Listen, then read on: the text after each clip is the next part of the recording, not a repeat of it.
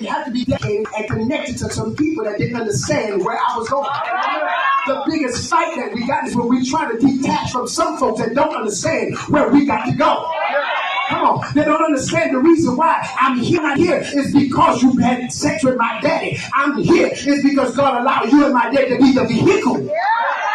Okay, come on here, somebody. Look at your neighbor and say, this ain't got nothing to do with my mom and dad.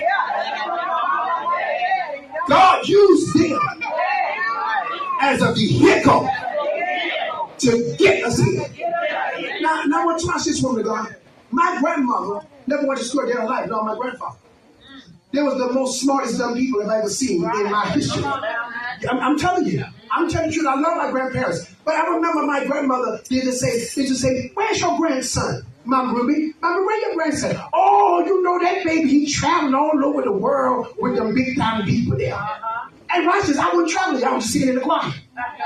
I was just in the choir, but she kept saying, oh, my push is traveling with them bishops and them archbishops and of the diocese, because she was Catholic, right? So she was just saying everything that the Catholic people do. Oh, he's big time and all the popes and everybody. Folks said, yo, push with the pope, because it was Catholic. She didn't know apostolic. Right.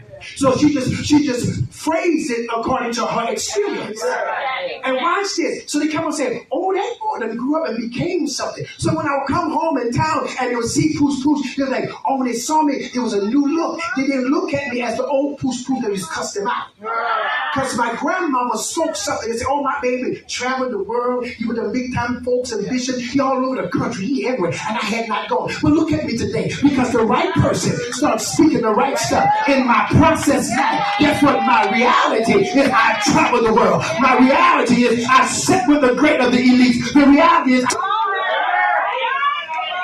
I sat on tables that my Ebonic teaching Louisiana self would say I wasn't supposed to be. Sitting down there with my, come on here, baby. What you say, baby? All that. And folks didn't deny me the seat at the table. They said, let prophet come to the table. Let him come. I'll come, baby, to the table. They say, just talk to us. Don't talk to us, like a preacher. Talk to us like your grandmama. Let us hear your grandmama. What your grandmama would say. And I would start talking to them about the Bible like my grandmama would say it, right? And watch it. Because that family spoke a word. They kept enticing me. My aunts and uncles put me on a pedestal. So there was some stuff I did do. Y'all just don't know nothing about it. I just stayed in the dark with it. My first time I told my mama that I was doing some dirt, she passed out of church. I said, why? Y'all get up off the floor. What's her heart said?